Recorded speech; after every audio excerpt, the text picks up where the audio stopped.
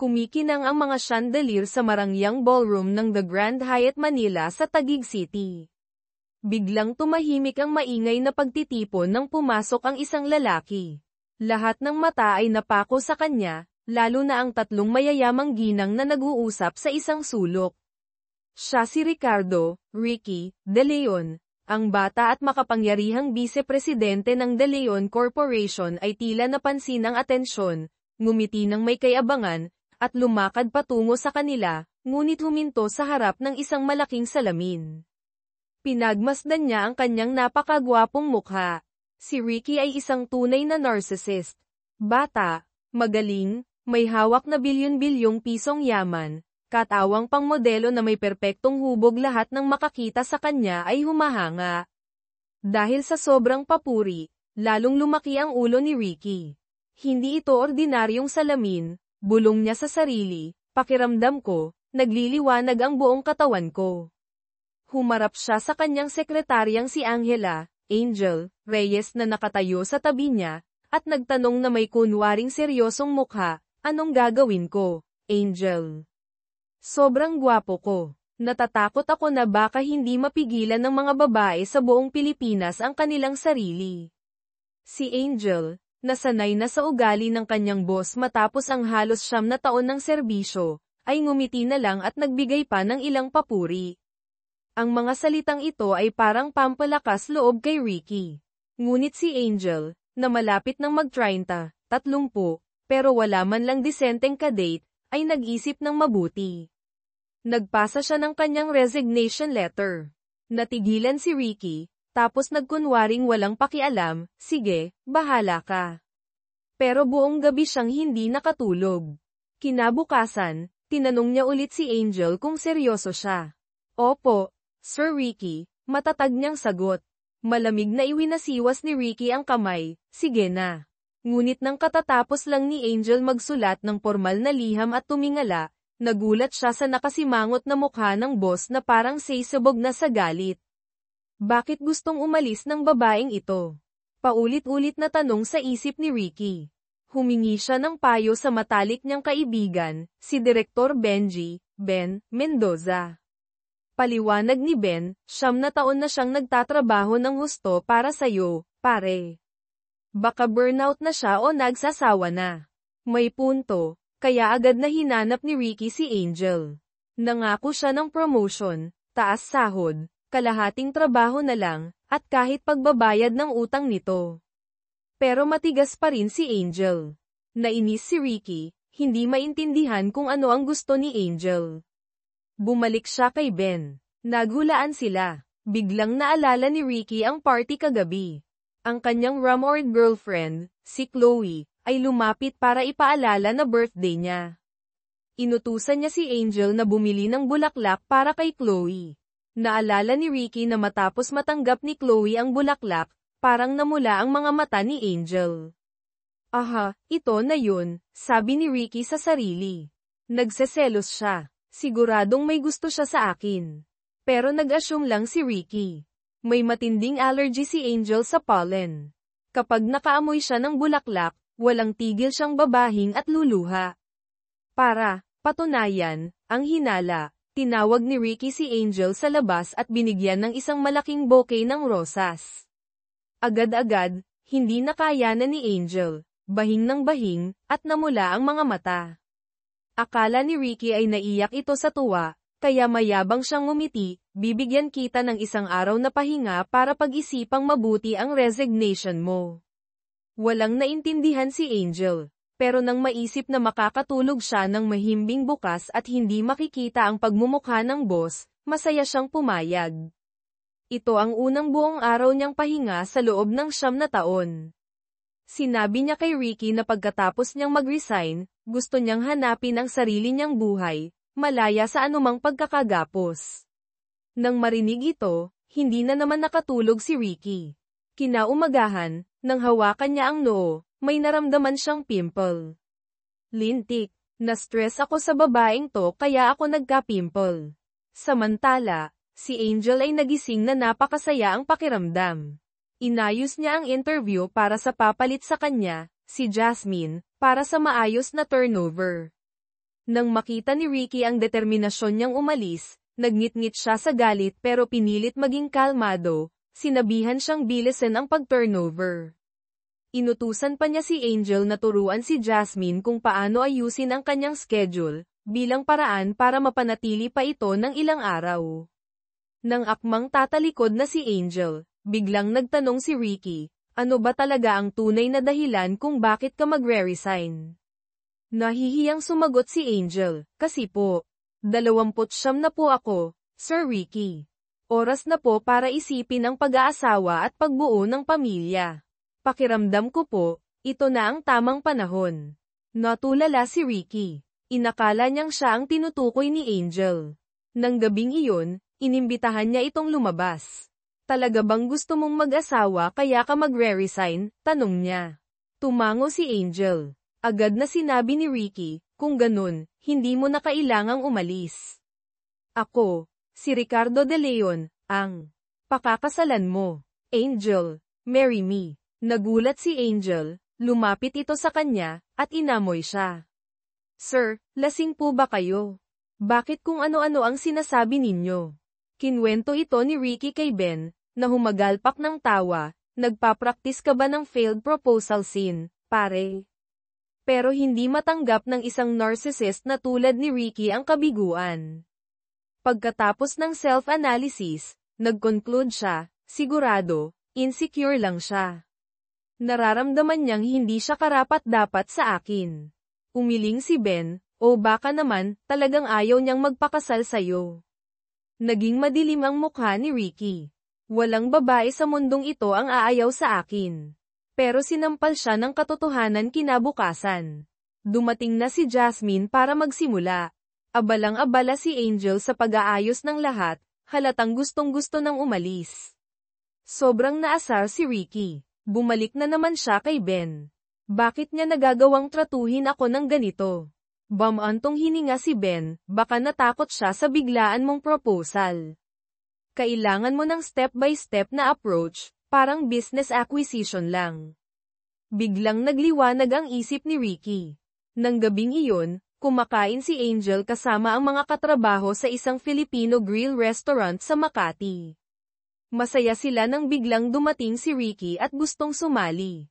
Naging awkward ang lahat dahil sa presensya ng Big Boss, ang sisig at inihaw na liempo ay parang nawalan ng lasa.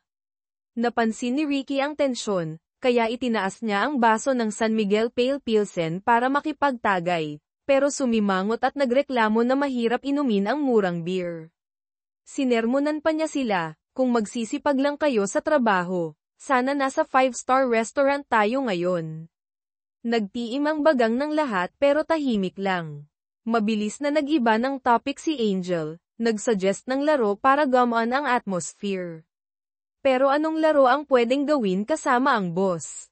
Siyempre, bola-bola, flat Terry. Salaitan silang pumuri kay Ricky, na ikinatuwa naman nito. Pagkatapos kumain, nag-aya ang mga katrabaho na magkaraoke. Sumama rin si Ricky, pero hindi siya komportable sa masikip na ordinaryong karaoke bar. Kumumpas siya. Inutusan si Angel na magpa-reserve ng VIP room sa isang high-end KTV lounge sa malapit at dinala ang lahat doon. Dahil sa alak at mas magandang lugar, unti-unting nag-relax ang lahat. Nakita ni Ricky si Angel na masayang tumatawa, kaya tuwang-tuwa siya. Tinanong niya ito, masaya ka ba dahil nandito ako? Napilitan lang si Angel na sumagot ng, opo. Inabutan niya si Angel ng tokwa at baboy. Hindi ito matanggihan ni Angel, kaya nahihiya niyang kinuha at kinain. Ang resulta na samid siya. Nakita ito ni Ricky at agad siyang inabutan ng tubig pero ang tanga, ang naibigay niya ay ang sarili niyang baso ng whiskey. Pagkatapos ng kasiyahan, inihatid ni Ricky si Angel pauwi. Para sa kanya, ang date nila ay naging matagumpay. Diretsahan niyang sinabi, gusto kitang opisyal na i-date, Angel. Natigilan si Angel. Ngumiti si Ricky, bakit? Na-touch ka ba kaya hindi ka makapagsalita? Malamig na sumagot si Angel, hindi po kayo ang type ko, Sir Ricky. Gusto ko po yung maalalahanin. Pagkasabi nito, tumalikod siya at umalis. Gumuho ang pride ni Ricky. Nag-text siya kay Angel, ang isang perpektong lalaking tulad ko, hindi pa sapat para sa'yo. Ano bang ayaw mo sa akin? Si Angel, naubos na ang pasensya, ay nag-reply ng mahabang mensahe, hindi nyo kailanman iniisip ang nararamdaman ng iba. Makasarili, sobrang bilib sa sarili, obsessive. Akala nyo ba perpekto yan? Buong araw nakaharap sa salamin at pinupuri ang sarili. Alam nyo ba kung gaano nakakapagod na makita yung pagmumukha nyo araw-araw? Parang tinamaan ng kidlat si Ricky sa mga salitang iyon. Bumalik siya sa kanyang penthouse unit, hindi makatulog buong gabi. Kinabukasan, biglang nag-iba ng 180 degrees si Ricardo, Ricky, De Leon.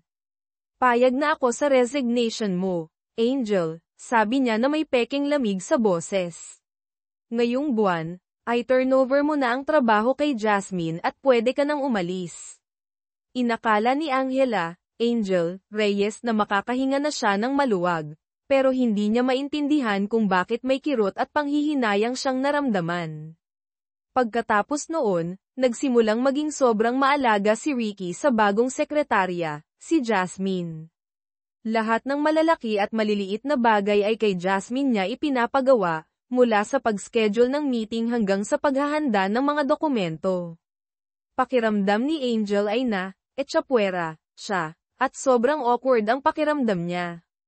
Pero, ang isang mayabang at dominante na tulad ni Ricky, basta na lang ba sesuko? Ito ay isa lamang sa kanyang taktika ang pa-hard to get o reverse psychology.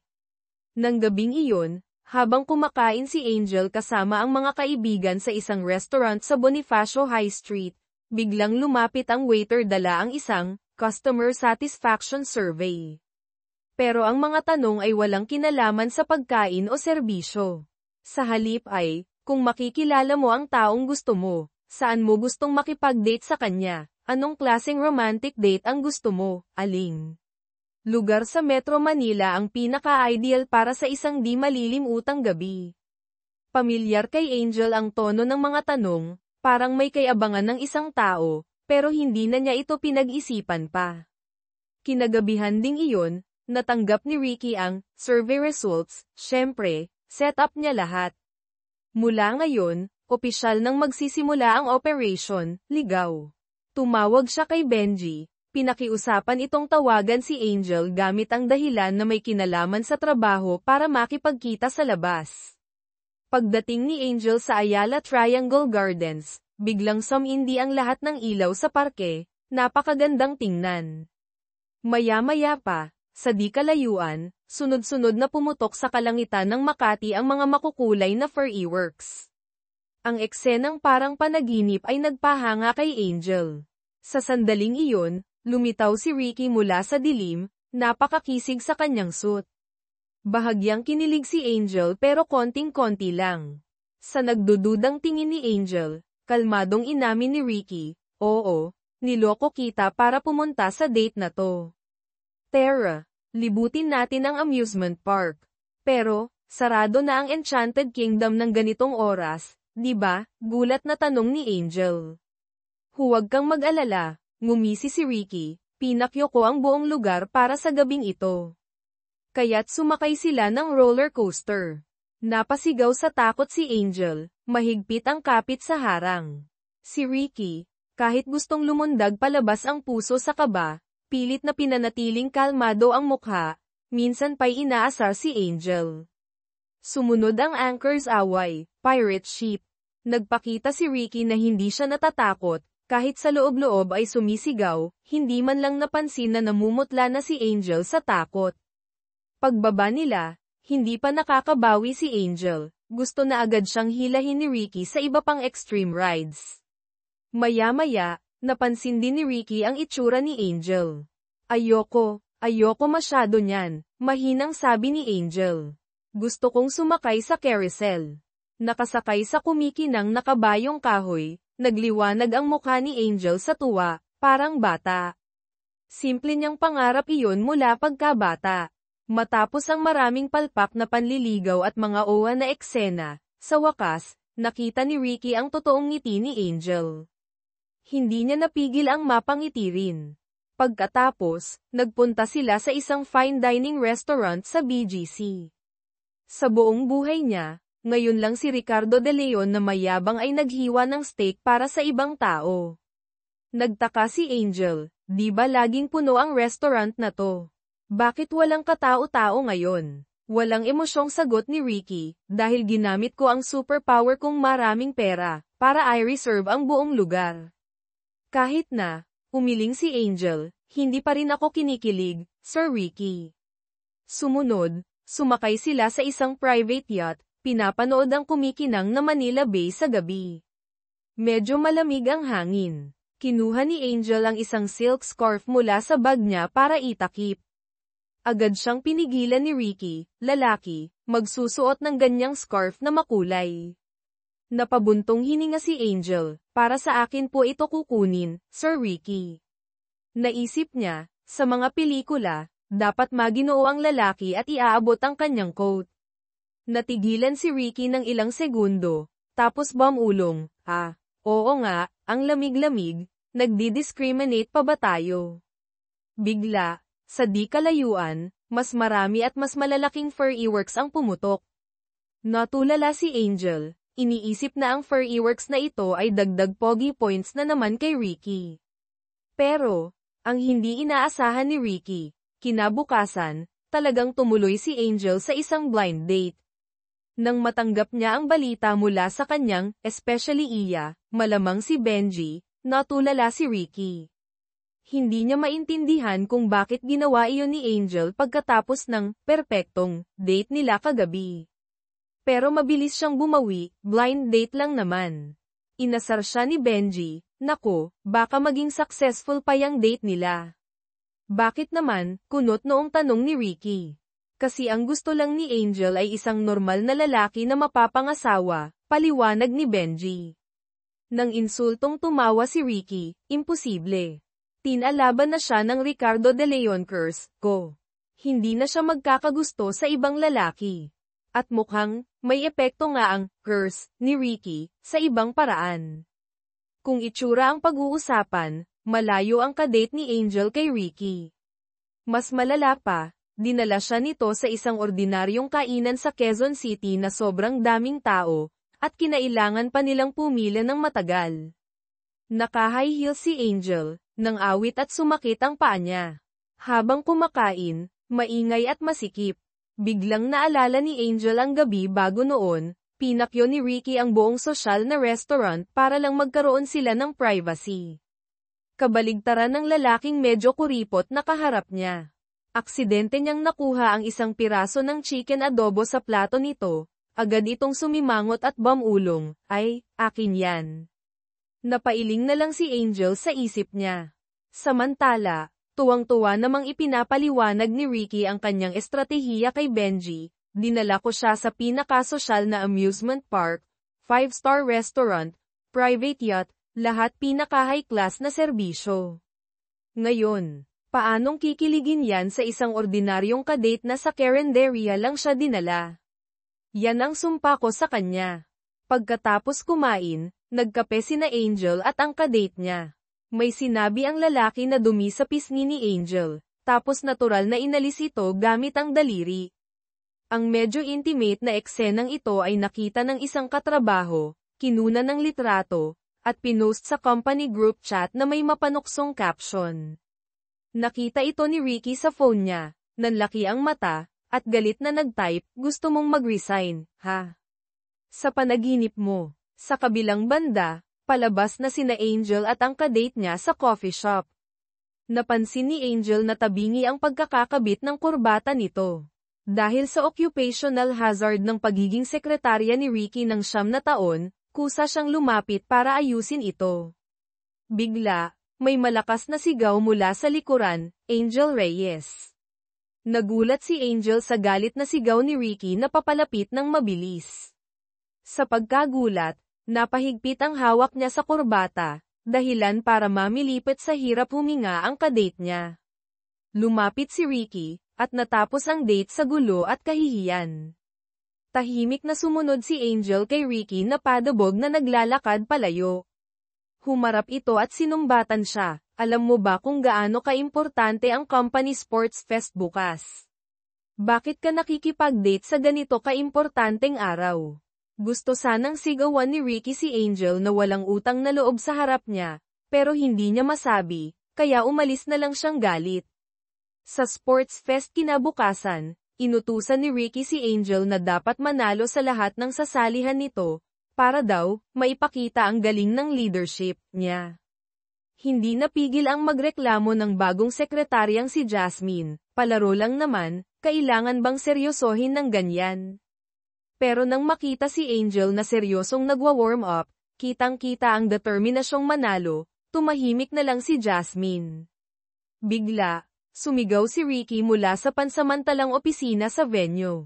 Nagmamadaling tumakbo si Angel papasok, at nakita ang boss na nakatakip ang mukha. Tinuturo ang isang nalaglag na sinulid na pandekorasyon na parang sapot ng gagamba. Nakakatakot. Owa na sigaw ni Ricky. Agad itong tinanggal ni Angel, at humingi ng paumanhin. Sorry po, Sir Ricky, hindi na po mauulit. Sumimangot si Ricky, paano makakasiguro ang isang taong magre-resign na? Nagsimula na ang palaro. Hinati ang mga empleyado sa dalawang team, pula at asul. Si Angel, dahil sa physical training ng 9 na taong pagiging alalay ni Ricky, madaling nanalo sa mga individual events tulad ng 100-meter dash at long jump. Si Ricky, na nasa VIP area, ay tuwang-tuwa, at hindi nakalimutang bumulong sa sarili. Kita mo na, kung hindi dahil sa training ko sa kanya, magiging ganyan ba siya kagaling? Malapit na ang 3-legged race. Isang binatang empleyado, si Marco, mula sa kabilang team, ang lumapit kay Angel, nakangiting nakipag-usap at nag-abot ng isang bote ng mineral water. Si Ricky, na nasa taas, ay nagpipigil ng selos. Nagsimula ang laro, reflex na ni Angel na yamakap ng mahigpit sa baywang ni Marco para magkasabay sila. Ang eksenang ito ay nagpainit ng ulo ni Ricky. Madali silang nanalo, at pagdating sa finish line ay masayang nag-appear at nagyakapan pa sa gitna ng hiyawan ng mga tao. Sa sobrang inis ni Ricky, naubos niya ang isang bote ng tubig, tapos biglang sinabi kay Benji, simula next year, wala nang ganitong kakornihang sports fest ang kumpanya. Ang ending, sa sobrang inis pagbaba niya sa hagdan ng VIP stand, aksidenteng, natapilok si Ricky. Aray! Ang sakit. Tawagin niyo si Secretary Reyes para asikasuhin ako, sigaw niya. Walang nagawa si Angel kundi alalayan siya papunta sa pahingahan. Akmang tutulong ang bodyguard pero pinigilan ito ni Benji na nakahalata. Alam niyang sinadya ito ni Ricky para maalagan ni Angel. Pagdating sa temporary lounge, kumuha ng yelo si Angel para i-compress ang bukong-bukong ni Ricky. Agad siyang nakarinig ng mga sambat na amoy selos, yang Marco na yan, halata namang playboy. Siguradong maninira lang yan ng mga babaeng katrabaho dito. Ay pa-fire ko yan. Napailing na lang si Angel sa kawalan ng masabi. Pagkatapos, gusto subukan ni Ricky kung may gusto ba si Angel sa kanya. Tinitigan niya ito ng diretso sa mata. Nagkatitigan sila, parang huminto ang oras, at malakas na kumabog ang dibdib ni Angel. Nahiya siya kaya bigla siyang tumayo, kukuha pa ako ng yelo. Nang gabing iyon, dahil sa pagod at stress, nakatulog si Ricky sa sofa. Sa panaginip niya, nakita niya ulit ang sarili noong bata siya at nakidnap. Nakatali ang mga kamay at paa niya ng plastic zip ties. Ang takot at trauma na iyon ay dala niya hanggang pagtanda. Dahil sa maalaga at masusing pag-aasikaso ni Angel sa mga nakaraang taon, nabawasan ang pag-iisa niya at ang takot. Pero mula nang sabihin ni Angel na magre-resign siya, bumabalik ang mga bangungot. Kailangan niyang mapanatili si Angel sa tabi niya, kahit anong mangyari. Makalipas ang ilang araw, gustong gumawa ni Ricky ng isang romantic gesture para mapalapit lalo kay Angel. Gabi iyon, inimbitahan niya si Angel sa National Library of the Philippines kunwari ay para mag-research. Habang naghahanap ng libro, biglang namatay ang lahat ng ilaw sa section nila. Ito na ang pagkakataon, naisip ni Ricky, akmang lalapit kay Angel. Aaaaah. Isang malakas na sigaw ang narinig niya sa tabi niya. Nagulat si Ricky. Si Angel pala ang sumigaw, at sinadya pa siyang sikuhin ng bahagya. Sir Ricky, ginulat niyo ako, sabi niya, na may halong takot at tuwa. Sa totoo lang, sinadya ito ni Angel. Akala mo matatakot mo ko. Tingnan natin kung sino ang mga asar ngayon, bulong niya sa isip. Pero sa labas, nagpakasweet siya, sir, yung itsura niyo pong natakot kanina, ang cute. Agad bumalik ang yabang ni Ricky, HMP. Hindi yun cute, charm ko yun, okay. Pagkatapos, lumabas na sila. Sa isang pasilyo, nagtalo na naman sila. Sabi ni Angel, nasa kanan ang exit. Nagmarunong na naman si Ricky, mukhang hindi mo kabisado ang building na ito. Nasa unahan ang exit, walang nagawa si Angel kundi sumunod. Pero agad nilang nakita ang katotohanan, isang pader ang nasa harap nila. Hindi natiis ni Angel na mangasar, kahit gaano pa kayo kagaling sa overall architecture. Sir, ako po ang madalas dito. Sa susunod, maniwala na kayo sa akin. Napilitang sumunod si Ricky kay Angel. Bigla siyang nagtanong, nakapabango ka ba? Iba ang amoy. Hinawi ni Angel ang buhok, at ngumiti ng misteryoso, natural scent ko to. Napatawa si Ricky, kaya pala gusto kita. Pagkasabi noon, walang hiya-hiyang hinawakan niya ang kamay ni Angel. Sakto namang pagdating nila sa maliwanag na main exit, tumunog ang cellphone ni Angel, kaya agad silang nagbitiw. Lumapit ang security guard para humingi ng pasensya sa biglaang power interrupt ayon. Karaniwan, sisigawan ito ni Ricky, pero ngayon ay naging mahinahon siya, okay lang, maliit na bagay. Sa daan pa uwi malapit sa tinitirhan ni Angel, aksidente niyang nabangga ang isang lalaking kasalubong. Ay, pasensya na po, agad niyang sabi. Tiningnan siya ng lalaki, tapos biglang umupo ito. Nagtaka si Angel. Itinuro nito ang sintas ng sapatos niyang nakalas, tapos ngumiti ito ng mabait at siya na mismo ang nagtali nito. Mag-ingat ka, Iya, sabi nito bago umalis. Natulala si Angel habang pinapanood itong lumayo. Ang bait at maalalahanin naman ng lalaking iyon, hindi tulad ng boss niya. Ang hindi niya alam, ang lalaking iyon ay si Miguel, Miggy, De Leon, ang kuya ni Ricky. Kakauwi lang ni Miguel sa Pilipinas matapos ang ilang taong pag-aaral at pagtatrabaho sa ibang bansa. Kinabukasan, nakatanggap ng text si Ricky mula kay Miguel na bibisita ito sa opisina. Dahil hindi maganda ang relasyon nila, ayaw ni Ricky na magkita si Angel at si Miguel. Nagmadali siyang gumawa ng dahilan para palabasin si Angel. Pero huli na ang lahat, pagbalik ni Angel, nagkasalubong sila ni Miguel sa lobby. Uy, ikaw pala, nakilala ni Miguel ang babaeng tinulungan niya kagabi. Kayo po yung, nakilala rin siya ni Angel. Ngumiti ng malapad si Miguel, Miguel De Leon. Nakita niya ang ID ni Angel. Angela Reyes. Tadhana nga naman. Agad niyang hiningi ang numero ni Angel. Mukhang pati ang kuya ay nagka-interes na rin sa sekretarya. Lumipat ang eksena sa tanghalian sa mansyon ng mga De Leon.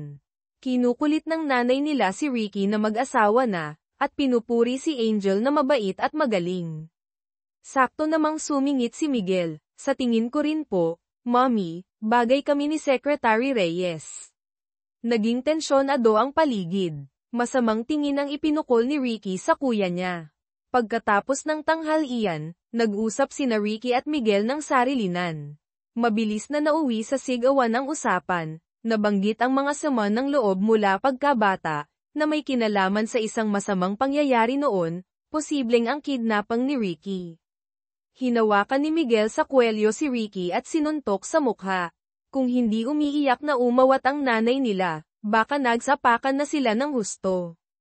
Bad trip, nag-drive si Ricky papunta sa condo building ni Angel pero hindi umakyat. Aalis na sana siya nang makita niyang dumating si Angel. Nakita nito ang pasa sa gilid ng labi ni Ricky. Sir Ricky, anong nangyari sa mukha niyo? Nag-aalalang tanong niya. Ayaw sabihin ni Ricky. Pinilit siya ni Angel na umakyat sa unit niya para gamutin ang sugat. Pagpasok sa maliit at medyo magulong unit ni Angel, na wala pang 50 square meters, sumimangot si Ricky gaya ng dati. Hindi na ito pinansin ni Angel. Pinaupo niya si Ricky sa sofa, kinuha ang first aid kit, at maingat na nilinisan ng alkohol ang sugat niya. Sa lapit nila sa isa't isa, naamoy ni Ricky ang banayad na pabango mula sa buhok at balat ni Angel, na nagpatibok na naman ng mabilis sa puso niya. Umiwas siya ng tingin. Kahit hindi alam ni Angel ang pinag-awayan ng magkapatid, alam niyang bad mood ang boss niya. Kaya nagpasya siyang lutuan ito ng simpleng, love dinner, para gaman ang pakiramdam. Habang nasa kusina si Angel, nakita ni Ricky na nahulog sa sahig ang stuffed toy na bigay niya. Yumuko siya para kunin ito. Nakita siya ni Angel mula sa kusina, nagmamadaling lumabas para pigilan siya. Ako na. Pero sa pagmamadali, natumba siya at napaupo sa kondongan ni Ricky na nasa sofa. Isang classic romantic scene. Natauhan si Angel, akmang tatayo ng mabilis pero biglang hinawakan ni Ricky ang kamay niya, at niyakap siya sa baywang. Nagkatinginan sila, parang may kuryenteng damaloy. Pero, boss at empleyado pa rin sila. Mabilis na lumipas ang sandali ng kilig at awkwardness, tumalikod si Angel at bumalik sa kusina. Makalipas ang 10 minuto, inihain na ang hapunan isang mainit na bowl ng instant pancit canton, na may itlog at konting gulay, pero instant noodles pa rin. Puro preservatives, Simon got ni Ricky gaya ng dati, pero kumuha pa rin ng tinidor at kutsara at tumikim. Pamilyar na lasa, malinamnam. Parang masarap pala, naisip niya. Nang may kasamang atsara na gawa ni Angel, nasarapan siya ng husto. Sa isang iglap, kinalimutan ni Ricky ang imahe ng sosyal na bise-presidente, kumain siya ng kumain na parang gutom na gutom. Pagkatapos kumain, oras nang umalis si Ricky. Pautal-yutal siyang nagpasalamat isang bagay na bihira niyang gawin. Mukhang ang mayabang na bise-presidente ay may tinatagong lambot din pala. Pag-alis ni Ricky, napaupo si Angel sa kama. Inaalala ang mga nangyari, lalo na ang pagkakaupo niya sa kondongan nito. Mukhang, nahulog na nga yata talaga siya. Kinabukasan, sinundo ni Ricky si Angel papasok sa trabaho first time ever. Bumaba pa siya para pagbuksan ito ng pinto. Sabay puri, ang ganda mo ngayon, Angel. Sa loob ng kotse, inabutan niya ito ng isang sosyal na breakfast box na gawa ng private chef nila, pinagsabihang kumain araw-araw. Sa biglaang pagiging maalaga ni Ricky, nanigas lang si Angel sa pagtanggap. Pero simula pa lang iyon. Pagdating sa opisina, magalang siyang pinapasok ni Ricky sa elevator. Kahit sa loob, tumabi pa ito ng malapit, para daw makita ni Angel ang gwapo niyang mukha. Nang aksidenteng masugatan ng papel si Angel sa daliri, maliit lang, owa na naman ang reaksyon ni Ricky. Gustong inspeksyonin ng maigi. Kulang na lang dalhin siya sa emergency room ng Street Lux Medical Center. Nakita ni Benji na hinog na ang sitwasyon, kaya binuyo niya si Ricky na mag-propose na. Dito na naman nahirapan ang bise-presidente.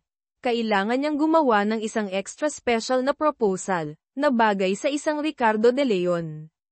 Nakaka-stress. Lihim niyang tinawag ang bagong sekretaryang si Jasmine, para humingi ng ideas sa pinaka-romantic at unique na paraan ng pag-propose. Habang nag-uusap sila, biglang dumating si Angel sa pinto. Nagulat si Ricky, at biglang nag-iba ng topic. Ano nga ulit ang schedule ko bukas, Jasmine? Sa wakas, pagkatapos ng maraming pag-iisip, nagpa-reserve si Ricky sa isang napaka-romantic na restaurant na may city view para mag-propose. Masaya niyang tinawagan si Angel para sabihing maghanda para sa isang special evening. Hindi niya inaasahan, biglang dumating si Miguel sa opisina at ginulo ang lahat. Nagpakilala itong siya pala si Morpheus, ang author ng paboritong nobela ni Angel, at nangakong pupunta sa inauguration ng bagong library ng kumpanya para magkaroon ng special meet and greet at book signing para sa kanya at sa ibang empleyado. Si Angel, na hindi pa alam ang komplikadong relasyon ni na Miguel at Ricky, ay tuwang-tuwa dahil makikita niya ang idol niyang author. Bago pa niya maintindihan ang nangyayari, hinayla siya ni Ricky sa isang tabi at sinigawan dahil, nakikipagnitian ka sa kaaway ko. Nasaktan at naguluhan si Angel, tumalikod siyang umiiyak. Kinabukasan, nakita ni Ricky na malamig pa rin ang pakikitungo ni Angel. Siya na ang unang lumapit. Para suyuin ito, sinabi niyang pumayag na siya sa request nitong book signing ni Morpheus. Pero galit pa rin si Angel. Pakiramdam niya, sobrang dominante at hindi makatwiran si Ricky. Kahit anong gawin nito, ayaw niya itong patawarin. Hanggang sa may isang tsismosang katrabaho ang nagkwento tungkol sa sibling rivalry at hindi pagkakasundo ni na Vice Presidente Ricky at ng kuya niyang si Miguel De Leon. Doon lang naintindihan ni Angel ang lahat. Naalala niya ang sinabi ni Ricky noon na hindi sila okay ng kapatid niya. Nagsimula siyang makonsensya dahil naging insensitive siya at nakadagdag pa sa gulo. Pero bago pa siya makahingi ng tawad, si Ricky na mataas ang pride ay hindi na nakatiis. Nilunok niya ang pride niya at hinanap si Angel. Buong puso siyang humingi ng tawad sa nagawa niyang pagsigaw at masasakit na salita kahapon. Nang maayos ang hindi pagkakaunawaan, tila lalong lumalim ang relasyon nila. Naging mas sweet ang atmosphere sa pagitan nila. Nang gabing iyon, pagkatapos ng isang company event, inihatid ni Ricky si Angel. Tahimik ang paligid, romantic ang mga ilaw sa kalsada. Tinitigan niya si Angel ng malalim, dahan-daang lumapit, handa na para sa pinakaasam niyang first kiss. Pero sa mismong sandaling maglalapat na ang kanilang mga labi, biglang bumalik sa isip niya ang nakakatakot na imahe noong nakidnap siya, ang pakiramdam na nakatali at walang magawa. Sa sumunod na segundo, imbes na isang matamis na halik, gumawa siya ng isang bagay na nakakahiya at hindi maintindihan. Halimbawa, itinulak niya si Angel palayo ng malakas, o sumigaw siya ng kakaiba. Natigilan si Angel Reyes nang itulak siya palayo. Ang romantikong atmosphere na kasisimula pa lang ay biglang naglaho. Ang itsura niya ay parang sumisigaw ng, "Pinaglalaroan mo ba ako?" Hindi na niya napigilan ang sarili. Sumabog siya sa galit, sinumbatan ang hindi maintindihan at pabago-bagong ugali ni Ricky De Leon. Sa huli, padabog siyang humingi ng isang araw na leave para pakalmayan ang sarili. Aawat sana si Ricky, pero nang makita ang nag-aapoy na tingin ni Angel, natahimik siya at tumango na lang.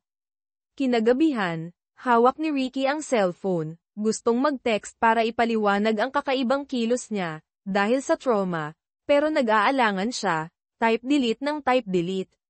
Sa huli, isang maikling mensahe lang ang naipadala niya, "Sorry nga pala kanina." Nakita ni Angel ang text pero binaliwala niya ito, hindi nag-reply. Labis itong ikinalungkot at ikinadismaya ni Ricky. Kinabukasan, dumating ang mayordomo ng mga De Leon para sabihing may Secretary Reyes na dumating. Akala ni Ricky ay si Angel, lihim siyang natuwa, at nagmamadaling tumayo para salubungin ito. Ngunit ang nasa harap niya ay ang bagong sekretarya, si Jasmine, na may iuulat lang. Hindi maitago ni Ricky ang pagkadismaya. Sa ibang lugar, si Angel naman ay sinusubukang i-enjoy ang biglaang day off. Nakaupo siya sa Luneta Park, sinusubukang mag-relax, pero pabalik-balik sa isip niya ang nangyari kagabi, na nagpapakulo sa dugo niya sa hiya at inis. Nag-text siya sa mga kaibigan para mag-aya, pero lahat ay busy. Siya lang ang walang ginagawa, mag-isang kumakain ng Magnolia ice cream sa ilalim ng tirik na araw. Samantala, si Ricky sa opisina ay wala rin sa mood magtrabaho. Nagpasya siyang magpahinga rin, at nag-drive papunta sa Luneta, nahulaan niyang doon pupunta si Angel. Nang biglang sumulpot si Ricky, nagulat si Angel at nagsinungaling, "Hindi ako libre ngayon." pero nabuking siya ng itsura niyang namamasyal at ng ice cream na kinakain. Ngumiti si Ricky at may kinuha sa bulsa na nakatuping papel. Ito ang schedule ng date natin ngayon, deklara niya. Nasa loob ang isang mahaba at napaka-engranding listahan, tanghalian sa fine dining restaurant sa Soler Resort. Makinig ng Symphony Orchestra sa Cultural Center of the Philippines, CCP. Manood ng sunset sa private yacht sa Manila Bay. Sumakay ng helicopter mula sa pier papuntang Naiya. Lumipad sakay ng private jet papuntang Tokyo, Japan. Kumain ng sushi sa sikat na Jiro Dreams of Sushi. Bumalik ng Manila sakay ulit ng private jet. Napanganga si Angel, at agad pinutol ang sinasabi ni Ricky, "Sir Ricky, gusto ko lang po ng normal na pahinga at normal na date." Bahagyang kumunat ang noo ni Ricky sa pagkadismaya, pero itinago rin niya ang nakakalulang plano. "Sige, anong gusto mong gawin?" Pagkatapos, dinala siya ni Angel sa sakayan ng bus. "Magbubus tayo," sabi niya. Ito ang unang beses sa buhay ni Ricky na sumakay ng public bus. Hindi siya marunong magbayad, hindi makatayo ng maayos kapag pumipreno ang bus, muntik nang mahulog ng ilang beses, at naging katawa-tawa kaya napatawa si Angel.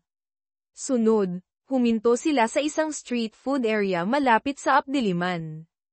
Tuwang-tuwang bumili si Angel ng isaw, kwek-kwek, at fishball. Sumimangot noong una si Ricky dahil nag-aalala sa kalinisan, pero nang makitang sarap na sarap si Angel, naglakas loob siyang sumubok. Masama daw damo, matagal mamatay, sabi niya sa sarili, at kumagit ng isaw. Nagulat siya, masarap pala. Pagkatapos, pumasok sila sa isang arcade sa SM North EDSA. Natuwang naglaro si Angel ng claw machine pero laging pumapalya. Nakita siya ni Ricky at nagyabang, "Tabi. Panoorin mo kung paano dumiskarte ang master." Kumpiyansa niyang minaniobra ang claw papunta sa Pikachu stuffed toy na gusto ni Angel, pinaikot-ikot ang joystick ayon sa sarili niyang technique, at pinindot ang button. Bumaba ang claw, at sumablay. Humagalpak ng tawa si Angel. Hindi nagpatalo si Ricky, namula ang mukha. Sinubukan niya ulit, at ulit, at ulit, umabot ng 20 beses, naubos ang sandamakmak na tokens. Sa huli, nang paubos na ang laman ng wallet niya, nawalan na ng pag-asa si Ricky, tinuro ang makina, "Magkano ba tong lintik na makinang to? Bibilhin ko na." Nakita ito ni Angel kaya hinailan na niya si Ricky palayo bago pa ito mag-eskandalo. Pagdating sa harap ng kondo ni Angel, bumubulong pa rin si Ricky tungkol sa pesteng claw machine.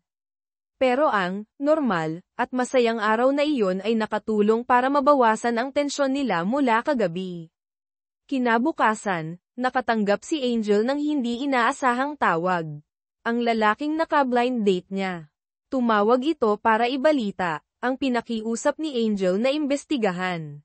Nang palihimang tungkol sa kidnapang case maraming taon na ang nakalipas sa isang lumang bodega, kung saan biktima rin siya, ay may resulta na.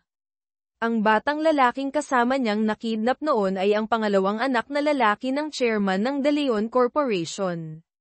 Natigilan si Angel. Naalala niya ang mga malabong peklat sa bukong-bukong ni Ricky na minsan niyang nakita, parang marka ng tali.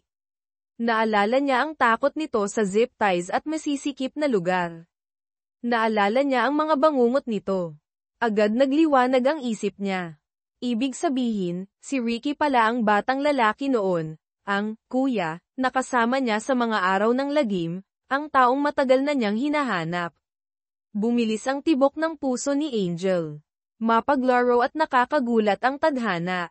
Ang taong hinahanap niya ay ang masungit at mayabang niyang boss, na minsan ay may kakaibang kabaitan, ang taong kasama niya pala sa loob ng 9 na taon. Nang makita niya ulit si Ricky, ang tingin niya ay hindi na inis o kaba, kundi puno ng komplikadong emosyon, may pagmamahal, awa, at pagka-touch. Kapag kinakausap niya ito, minsan ay naiiyak siya sa sobrang emosyon. Naramdaman ni Ricky na kakaiba si Angel ngayon. Iba ang trato nito sa kanya, mas malambing, mas mapagpasensya. Naisip niya, Dahil kaya sa, normal, date namin kahapon, gumanap akong mabuti kaya na-touch siya. Tapos naalala niya ang claw machine. Tama. Kung makukuha ko yung Pikachu na yun at ibibigay sa kanya, siguradong mas lalo siyang mato-touch. Kaya ang makapangyarihang vice-presidente ay, nag-cutting classes, mag-isang pumunta sa arcade sa SM North EDSA para makipagbakbakan sa claw machine. Buong hapon siyang nagpumilit, pero hindi pa rin makuha ang Pikachu.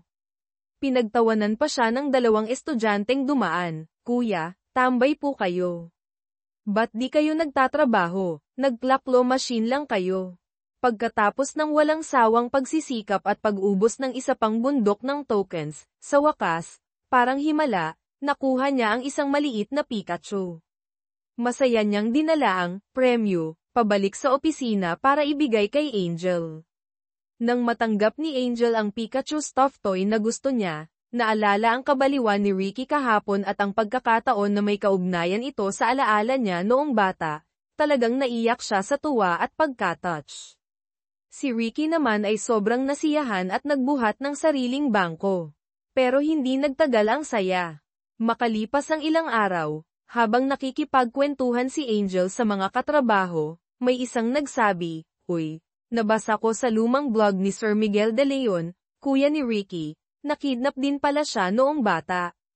Kawawa naman. Agad naging komplikado ang isip ni Angel. Nagmamadali niyang hinanap ang blog post na iyon. Sa blog, detalyadong isinalaysay ni Miguel ang oras at lugar ng insidente, mga detalyeng tugma sa alaala ni Angel, mga bagay na tanging nakaranas lang ang makakaalam. Inilarawan din niya ang kanyang takot. Pero, bakit si Miguel? Nagkamali ba siya ng akala? Ang matinding damdamin at kasiguraduhan niya para kay Ricky ay biglang gumuho. Kaya, nagpasya siyang kumprontahin si Ricky para linawin ang lahat. Tinanong niya ito ng diretso tungkol sa blog ni Miguel. Pagkarinig nito, agad nawala ang mayabang na ngiti sa mukha ni Ricky. Tumahimik siya sandali bago umamin, "Oo, ang kuya ko, nakidnap din siya sa insidenteng yun." Nang malaman niyang ang espesyal na treto at mga tingin ni Angel sa nakalipas na araw ay dahil akala nito siya ang batang lalaki base sa blog ni Miguel, biglang nakaramdam ng matinding pagkadismaya at sakit si Ricky. Sakto namang, nagkataong, dumating sa opisina si Miguel. Nakausap siya ni Angel at sinubukang magtanong pa. Napansin niyang magkaiba ang ugali ni Miguel at Ricky. Si Miguel ay laging mukhang mabait, magalang, at maalalahanin. Pero kapag si Ricky ang pinag-uusapan, palagi niyang sinisiraan ito ng patago. Sa alaala, o kwento, ni Miguel, si Ricky ay isang sutil at makasariling bata. Ikinwento ni Miguel na palagi siyang ikinukumpara kay Ricky na mas matalino raw. Insinuate pa ni Miguel na dahil sa pag-aya ni Ricky na pumunta sila sa relocation site na iyon kaya siya nadamay sa kidnapping. Nang marinig ito, hindi makapaniwala si Angel. Dahil si Ricky, kahit mayabang at narcissist, sa 9 na taon nilang pagsasama, pakiramdam niya ay hindi naman ito masamang tao tulad ng pinalalabas ni Miguel. Bakit ganoon ang sinasabi ni Miguel tungkol sa kapatid niya? Nang gabing iyon, puno ng pagdududa, pumunta si Angel sa unit ni Ricky, nagdahilan na may ihahatid na dokumento o isasauling gamit. Habang hindi nakatingin si Ricky, sumulyap-sulyap siya sa paligid ng opisina nito. Nang inaayos niya ang isang lumang folder sa mesa, aksidente niyang nadiskubre ang isang malaking lihim, isang folder ng mga aplikante para sa posisyon ng sekretarya niya 9 na taon na ang nakalilipas. Katabi ng application form niya, may isa pang aplikante na mas mataas ang pinag-aralan at mas malawak ang karanasan kaysa sa kanya. Bakit siya ang pinili ni Ricky, na isang high school graduate lang, dahil sa pagkalugi ng pamilya, walang karanasan, imbes na ang mas kwalipikadong aplikante? Biglang lumitaw si Ricky sa likod niya. Nagulat si Angel, pero nag-ipon ng lakas ng loob at sinabi ang kanyang hinala. Tumingin siya ng diretso sa mata ni Ricky at nagtanong, "Sir Ricky, tama ba? Kilala mo na ba ako dati?" Bago pa man ang interview na yon. Hindi agad sumagot si Ricky. Tinitigan lang niya si Angel ng may malumanay at malalim na tingin, isang tingin na ngayon lang niya nakita. Bumalik ang alaala ng 9 na taon. Flashback, pagkatapos makatakas sa mga kidnapper, ang dalawang bata, si Ricky at si Angel, ay nanghina ngunit nagpangako na magkikita ulit sila. Makalipas ang maraming taon, ang batang lalaki ay naging bata at matagumpay na vice-presidente ng De Leon Corporation.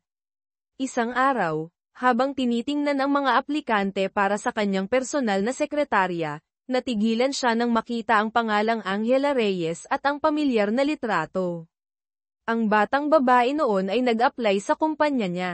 Sa interview, pinilit niyang maging malamig at propesyonal. Umupo siya sa harap niya. Ricky, anong pangalan mo? Angel, medyo nanginginig. Angela Reyes po. Angel na lang po. Ricky, tinitigan siya sa mata. Kilala mo ba ako? Angel, mabilis na tumango. Opo. Kayo po ang anak ni Chairman De Leon, si Sir Ricardo.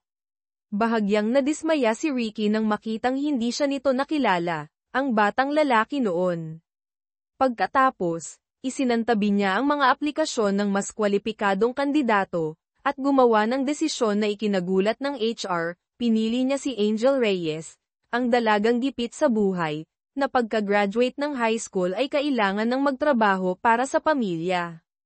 Naging sekretarya ni Ricky, naging mahirap ang mga unang araw ni Angel.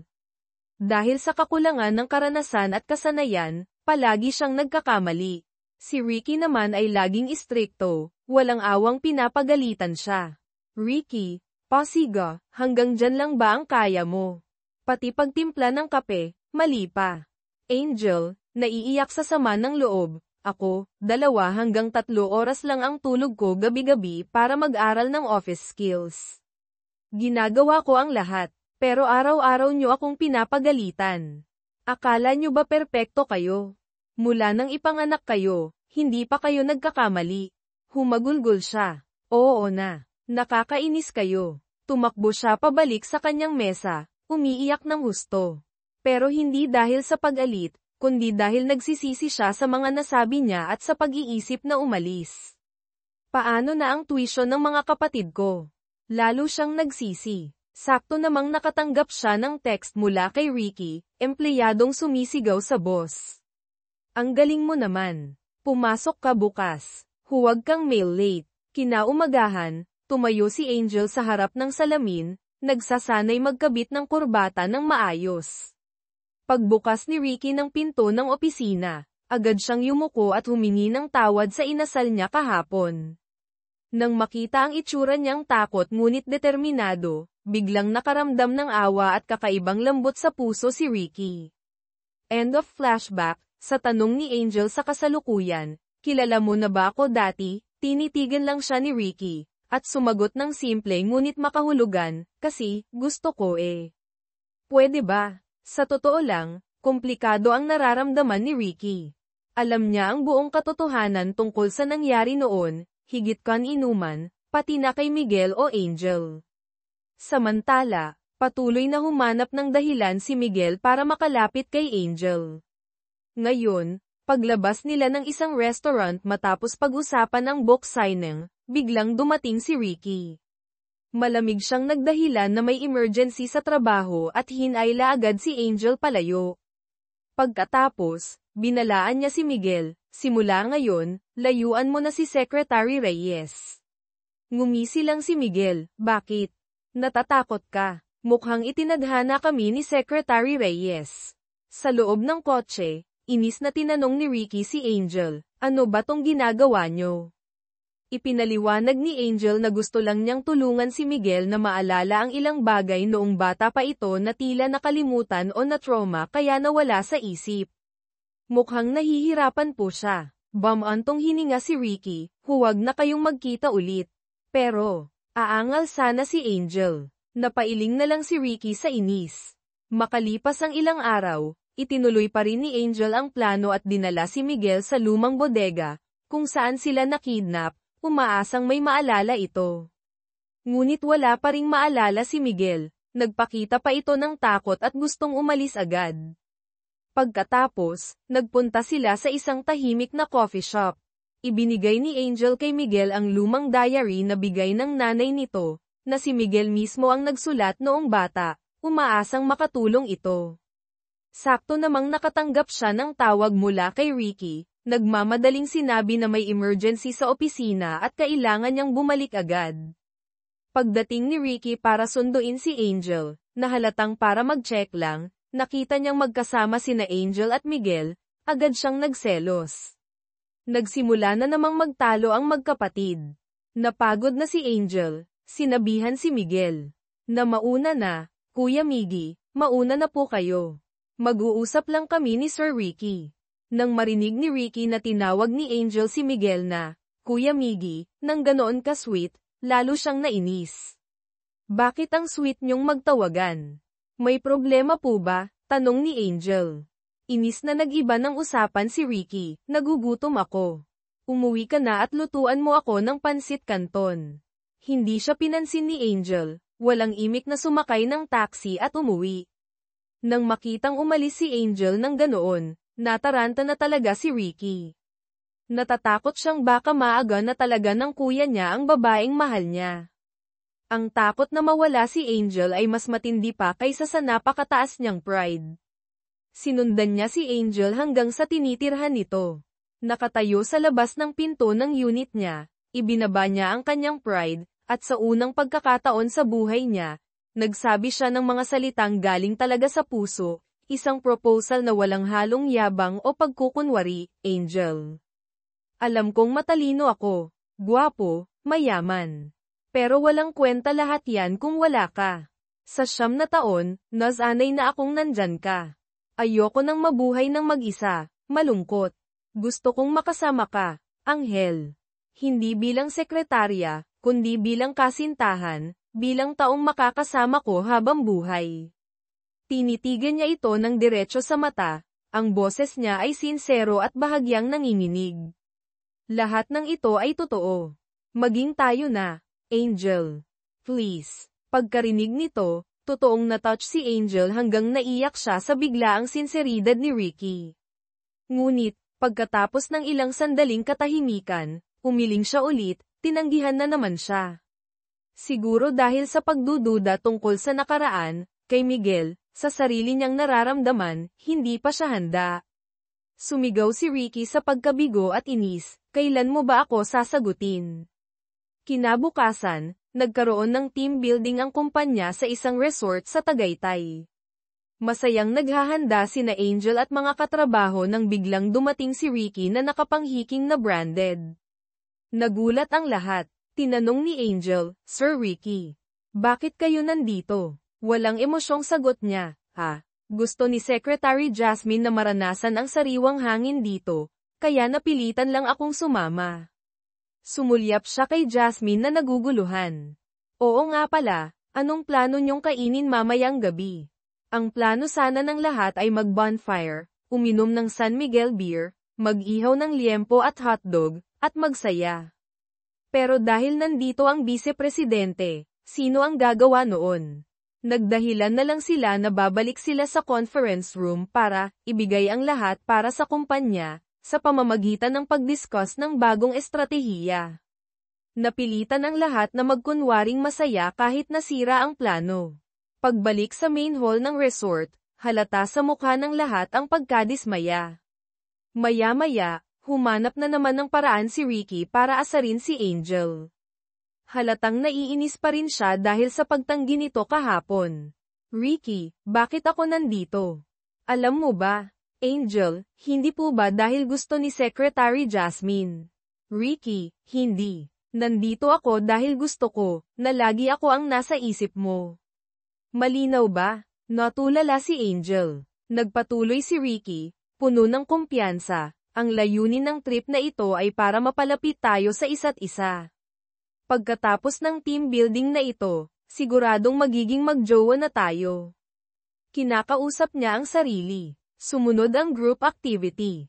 In-announce ni Ricky, sa tulong ni Benji, ang isang treasure hunt, kung sino ang makahanap ng isang mamahaling silk scarf, na sinadyang itinago ni Ricky, sa isang burol malapit sa resort, mananalo ng bagong MacBook Air. Dahil sa premyo, naging excited ang lahat. Habang naghahanda pa ang iba, mabilis nang tumakbo si Angel para maghanap. Sinadyang sundan ni Ricky ang direksyon ni Angel, at sa wakas, nagkaroon sila ng pagkakataong mapag-isa sa tahimik na pine forest. Ngunit sakto namang nagiging romantiko na sana ang paligid, tumunog ang cellphone ni Angel. Si Miguel ang tumatawag. Inis na inagaw ni Ricky ang cellphone kay Angel at siya ang sumagot. Miguel, gulat, Ricky. Bakit hawak mo ang cellphone ni Angel? Ricky, sinadyang lakasan ang boses. Naliligo si Angel. Maliligo na rin ako. Bye. Sabay baba ng telepono. Nang marinig ang walang pakundangang pagsisinungaling at pagiging possessive ni Ricky, nagalit si Angel at tumalikod para umalis. Sakto namang biglang bumuhos ang malakas na ulan. Walang dalang payong si Angel. Mababasa na sana siya nang biglang lumitaw si Ricky sa likod niya, hinubad ang mamahaling jacket, at itinaas para payungan silang dalawa. Nagkatinginan sila sa ilalim ng ulan, ang eksena ay napaka-romantiko, parang eksena sa pelikula. Agad nawala ang lahat ng inis. Sumilong sila sa isang abandonadong bahay kubo sa malapit. Nang makakita ng malaking gagamba sa dingding, napasigaw sa takot si Angel at napayakap sa sarili. Nakita ito ni Ricky, pero imbes na asarin, kumuha siya ng chocolate sa bulsa at inabot sa kanya. Oh, kainin mo para hindi ka matakot. Kinuha ni Angel ang candy, at biglang naalala ang nakaraan, noong nakakulong sila sa madilim na bodega. Binigyan din siya ng batang lalaki ng kaparehong candy para patahanan siya. Posible kayang, nagkataon lang ba ang lahat?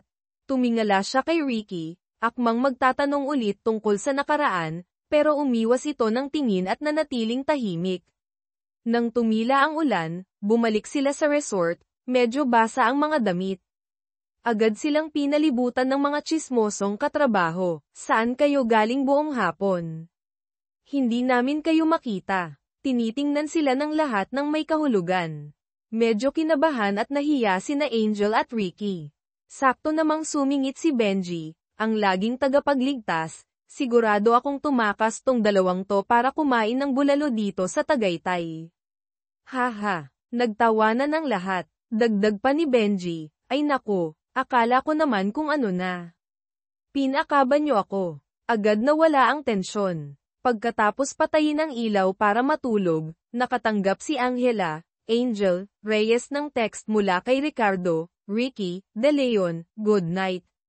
Pinapayagan kitang mapanaginipan ako ngayong gabi.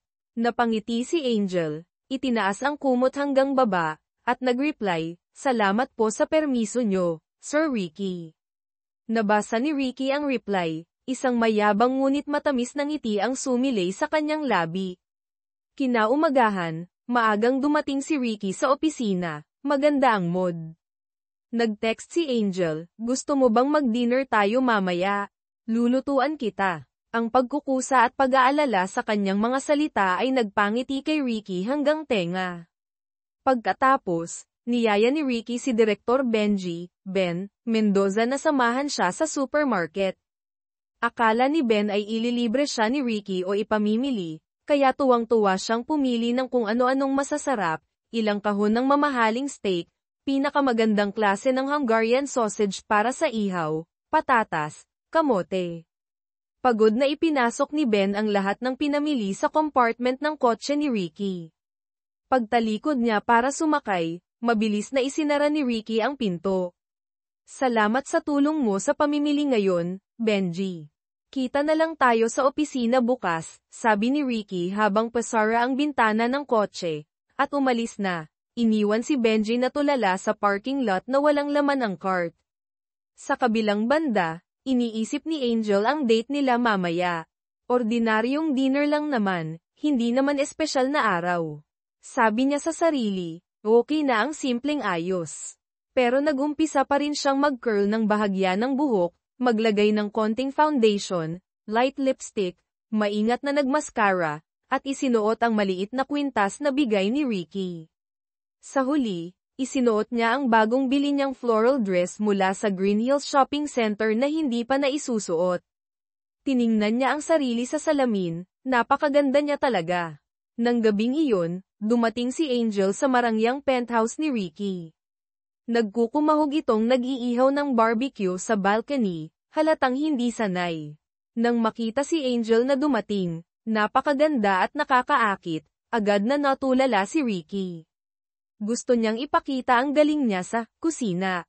Ang resulta, nasunog niya ang buong tuhog ng barbecue. Napatawa si Angel, at agad siyang inalo. Okay lang yan Sir Ricky, kumuha na lang ng bago at ihawin ulit.